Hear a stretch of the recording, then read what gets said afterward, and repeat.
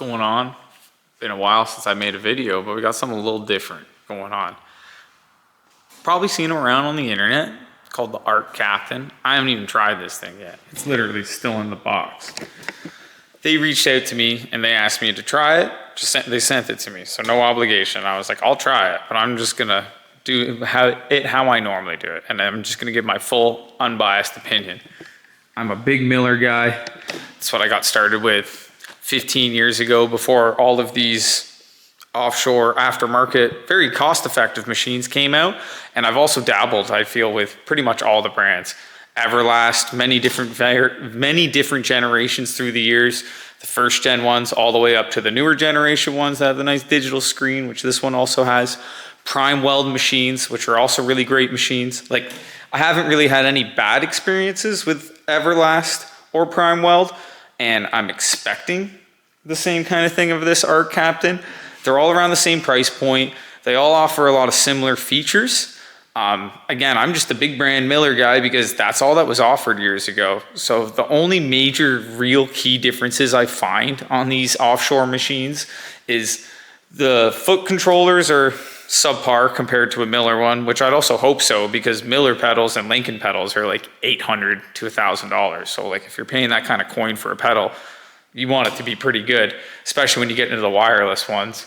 The Everlast wireless pedals are actually pretty dang good. I have had good experience with them, but the major thing I notice is there seems to be almost a delay in the arc. Not that you can't run like a really low current arc, like a 15, 20 amp, you know, in the very low range, because you can definitely do that with a Miller or Lincoln. I got a Miller Dynasty 200. That's what I've used forever. I don't even use the pulse functions. I personally pulse the pedal myself. If you're doing a lot of the same repeated components over and over, that's when you're going to start dabbling with pulse, in my opinion. That's a whole nother topic of conversation, but this machine also offers it, so we might get into that. But pretty much what I'm going to do is pull it out of that box there, look at the quality of the components, plug it in, and we're going to play with some stuff that we normally play with. Stainless tube, titanium tube, an aluminum tube, plate, whatever. All the different things. And the major thing I've noticed in the Everlast versus Prime Weld versus, Everlast Prime Weld versus Lincoln and Miller is, especially for AC, is the balance settings that the machines have. So from my experience, a Miller machine or a Lincoln machine usually like a 70% balance on the machine. And first time I set up the Everlast, I did the same setting and it's just exploding my tungsten constantly. So you go to 20, 30 and it welds as if the Miller does at 70. So I've noticed that, I guess, the polarity switch or the terminology is switched. I'm not the biggest terminology guy. I just kind of, again, go with the flow. So enough of me yapping. Let's get this hot rod out of the box, set it up. Pretty much I'll pull all the components out. I'll film a little time-lapse thing of that, put everything on the table, and go over a couple of the components, and then we can plug it in, just do the startup, and then we'll get to the tubing and stuff, you know? We'll take this step by step. So give me a minute. All right, so we got a big box here. It's got some weight to it for sure. And we got foot pedal, so we'll start with this bad boy. Put this one open.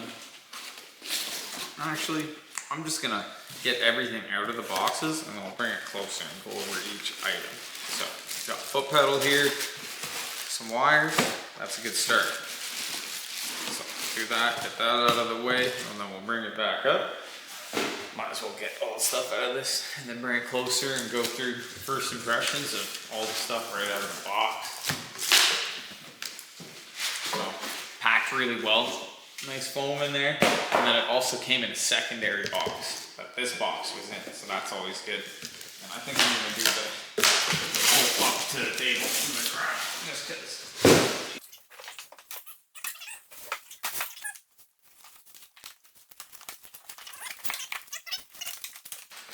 So that looks like the regulator, so it comes with a regulator. It's pretty slick, not bad. Looks like we got some gas line. A little, looks pretty standard gas line. Pretty much all the gas lines we get anyways are all going to be offshore. ground lead. This looks quality. Little dense connector, whatever those bad boys are called. Proper quick lock connector under there. Looks like a pretty solid ground clamp too. Seen worse. So that's cool. 110, 240, 220 adapter. That's good. We got lots of power in the shop though. We're gonna run this thing on 220, 240, whatever. It looks like we got TIG torch here. Again, I'll go over this in the pedal once I have it out. Ground cable, it's whatever, you know.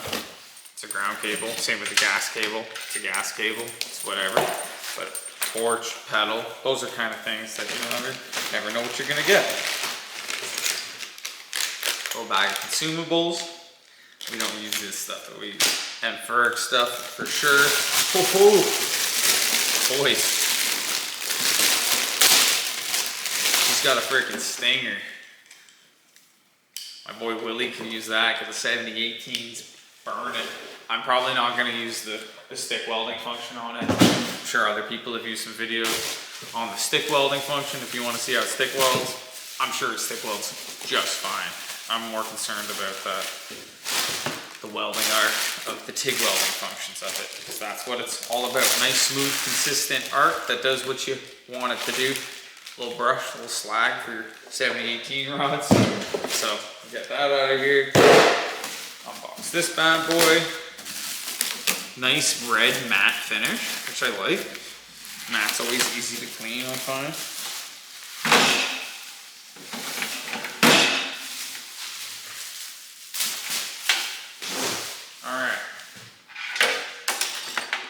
Yeah, cable's not crazy thick.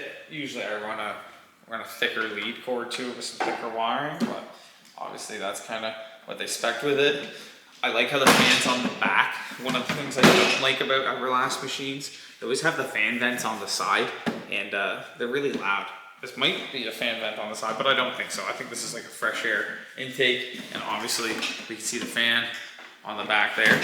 So that's already a feature that I like about it. It did mention something about its fan settings only turning on when it needs, where that's another feature with the Everlast. As soon as you turn an Everlast on, the fan's on, and it's just humming. So hopefully this thing is pretty quiet, which is always a nice feature.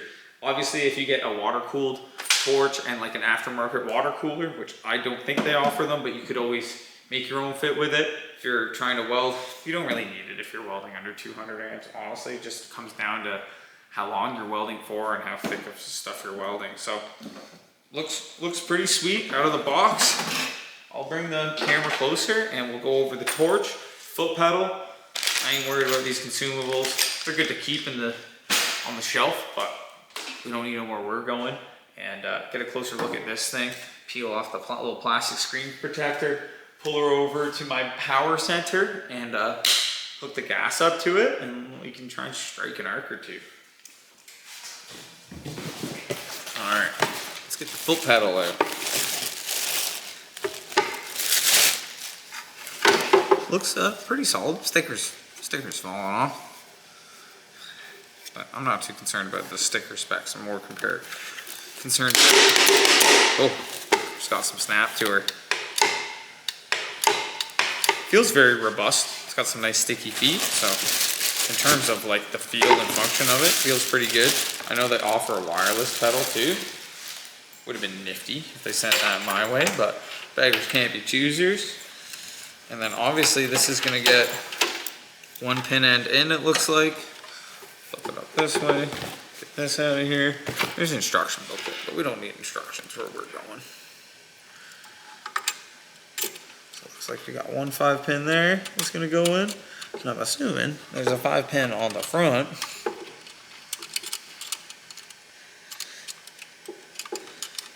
And then we have positive and negative, which is pretty self-explanatory. So we actually have 2 leads on this. Maybe we should read the instructions. This one's got a red thing on it. Okay, I'm gonna read the instructions. The red thing. Red thing's got me thinking.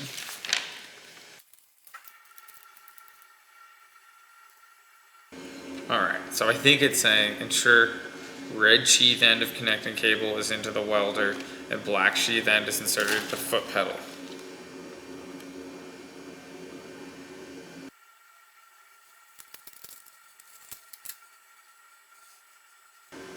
Alright, so I think it just comes with a couple cords for other machines. This seems to be... I think they're both the same, honestly. Unless this one's missing pins, but it's not. Ooh, that end's different though. That's what it is. That end's probably to connect up top. No. Because I see on the torch it has its finger control function, which I don't really like the finger control function. Like I can already kind of tell right now. This torch feels a little bulky for what it is. WP26, so that is a fairly large torch. Hopefully my smaller Miller stuff can fit into it, because if it doesn't fit into it, I can't have good welding results, and I'm gonna have to order some stuff so I can actually test this thing to its full ability. So that would be something that I would thin off of this, or I can just even see if my other cable plugs into this one, and then I can use my welding torch, because that is also a common upgrade people do.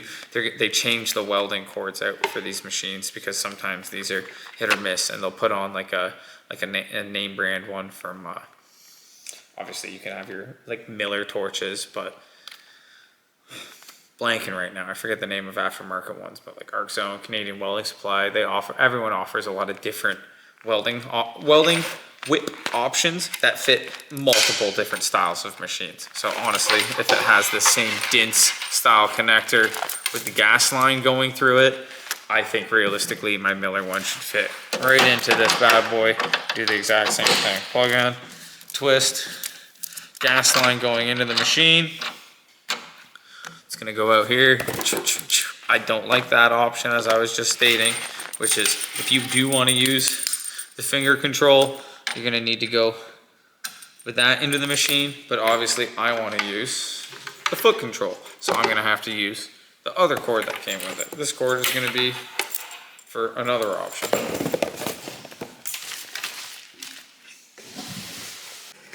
All right, we got this thing set up. I already did a quick power up just to make sure. Again, no instructions or anything, really. Not that I really looked. It's got a quick little setup chart on the side, which definitely does give you a good idea of a couple basic settings, but I'm just gonna kind of run through what I do when I would first get this machine. Only real differences is I took the TIG torch off of my Miller machine so that I can then use my TIG handle and then use my consumables, because as I've been over before, the gas lenses and everything are really what's gonna make all the fanciness and magic happen. Really good welds. Consistency, same with good tungsten. I always like the hybrid tungstens. Lots of different companies make them. ARCCAPTAIN, Blue Demon Welding, Empiric makes his own as well too. All whatever you can get locally. I just like it because it works on everything. I don't change tungsten for aluminum or stainless because it works. Works great for me. Couldn't see why it wouldn't work great for you. So let's power this bad boy up for the first time.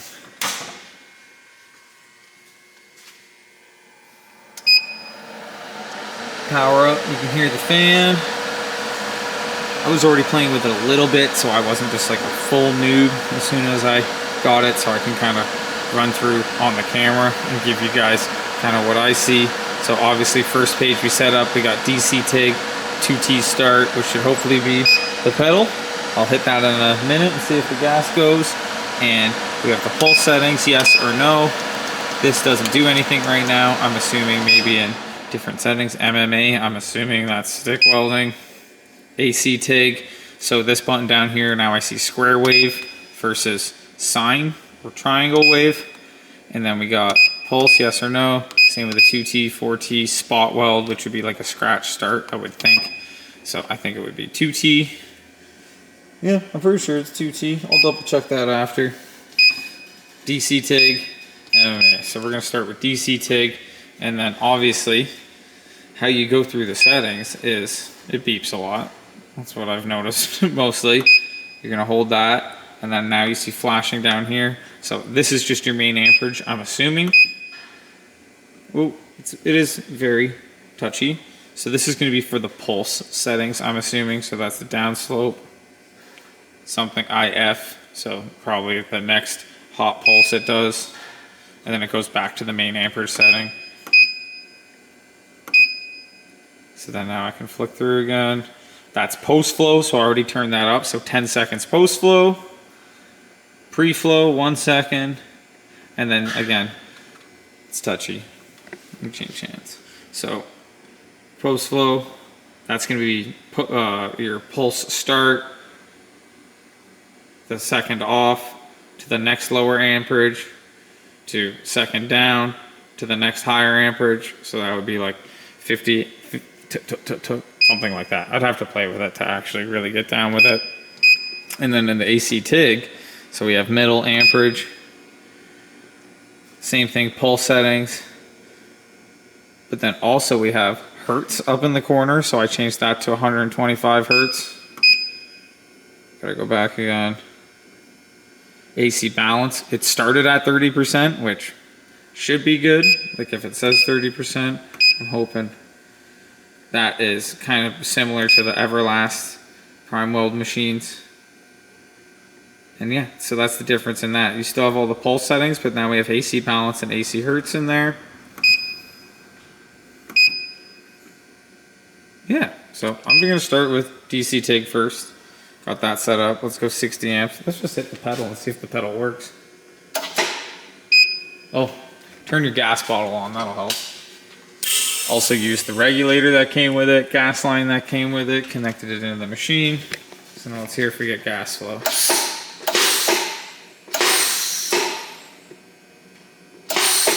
Well, I hear something happening. Let's put my consumables on here and set something up. I've been playing around a little bit, dabbling with some settings. I had the polarity mixed up. New mistake. Your torch needs to be in the negative, and the negative needs to be in the positive. Pretty sure it's reversed for stick welding, but those are a lot of funky things that you don't like when that happens. So let's flip her over to this. This is just a scrap piece that I have here. I just threw a couple little salmons on there. That was the issues with the start.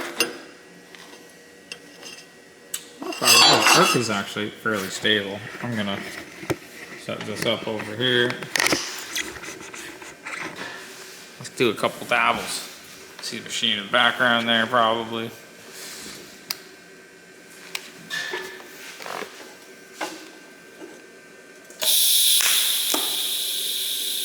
$60 amp, 24.5 filler.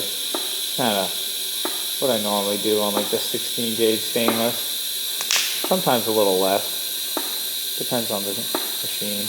But it definitely is accepting the way I like to weld. Just pulsing the pedal a lot. Ooh, grab my filler rod, classic. Grab that. We'll do another little length here.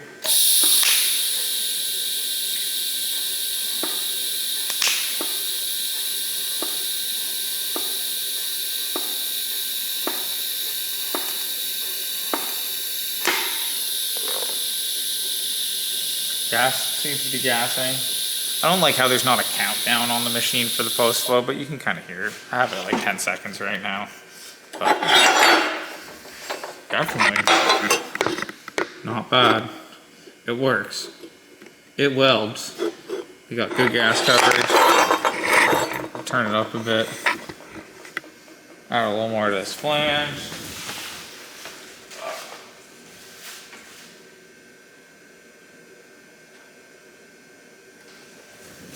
Do like 100 amps on this. I'm just using the same filler rod.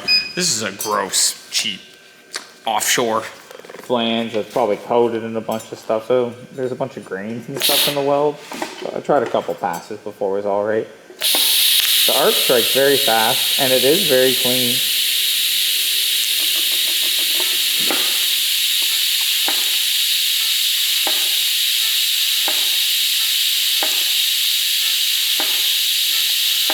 Normally I'd have a heat sink on this, but again, it's just a scrap piece.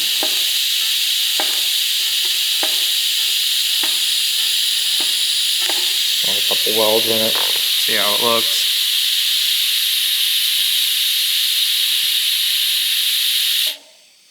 Not horrible. Again, that's welding. That's all that matters. You see there's like a weird white haze on the side of it.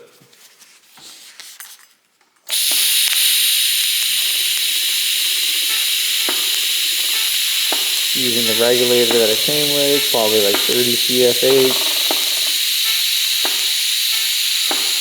Isn't even a BBW cup, which is what I normally run. This is just like the MK14, just because I was playing around.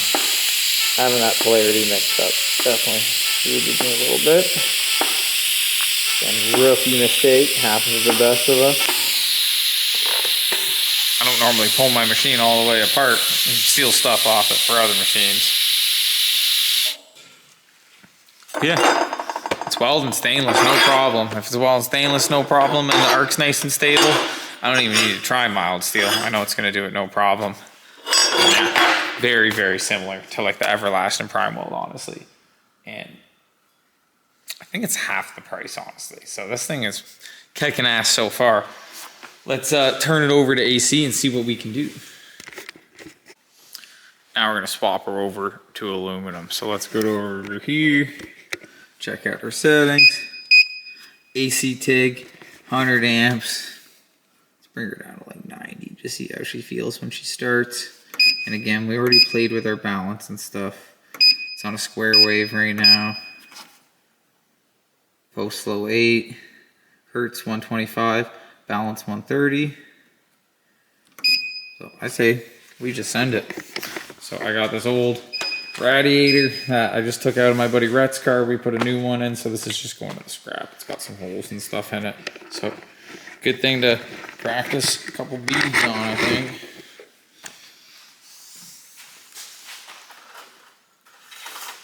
Some 4-3 filler rod. Hit it with some Scotch-Brite, and let's just see how it works. I also got some fresh little tubing here. We'll try it on after. But this should, even before this, welded pretty nice, so should be okay. See how she strikes first.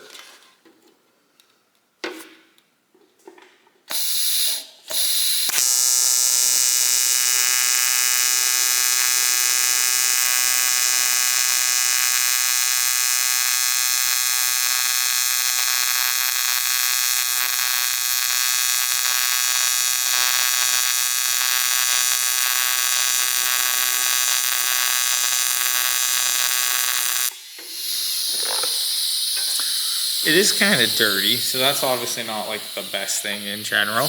I'm going to play with the balance a bit, see if that helps anything.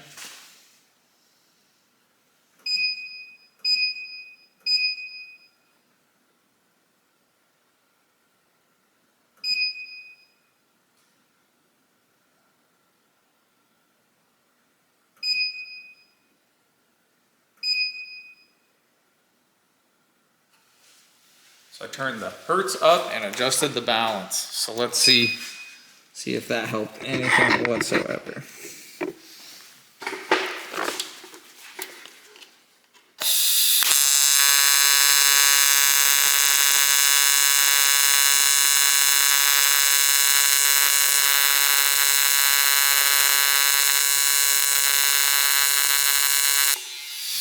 Let's go up in the amperage. It feels like that amp's a little, the arc is a little sporadic.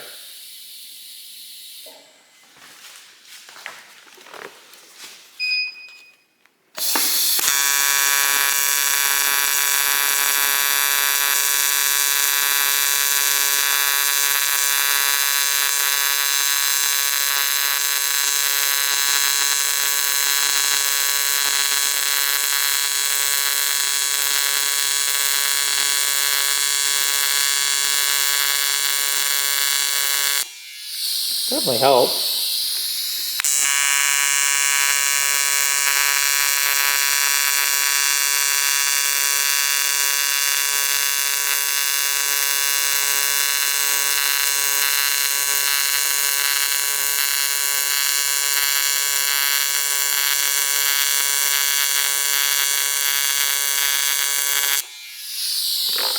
Yeah, that's not bad at all.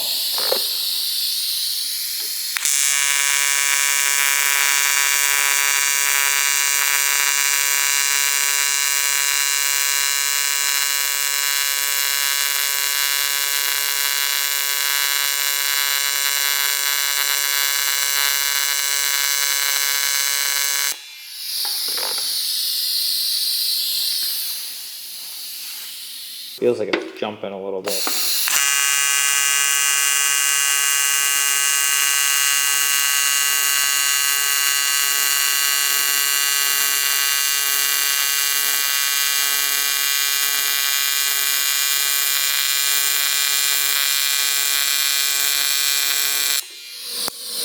Yeah, definitely like the 140 hertz for sure. I think with the balance at that 20%.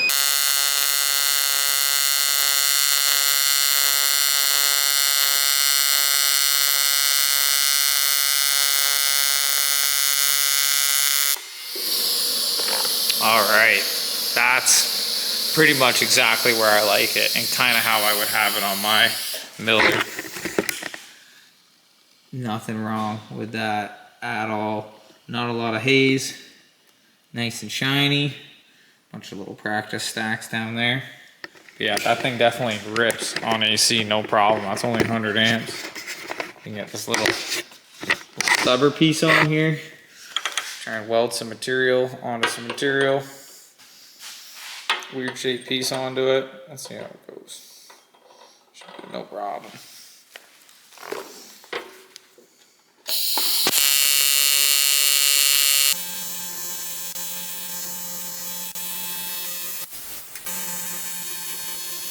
I didn't pick the best piece. I didn't clean anything.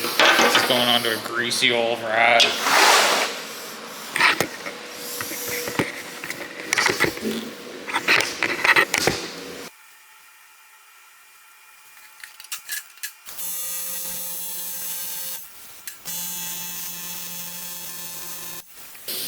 Yeah, it works.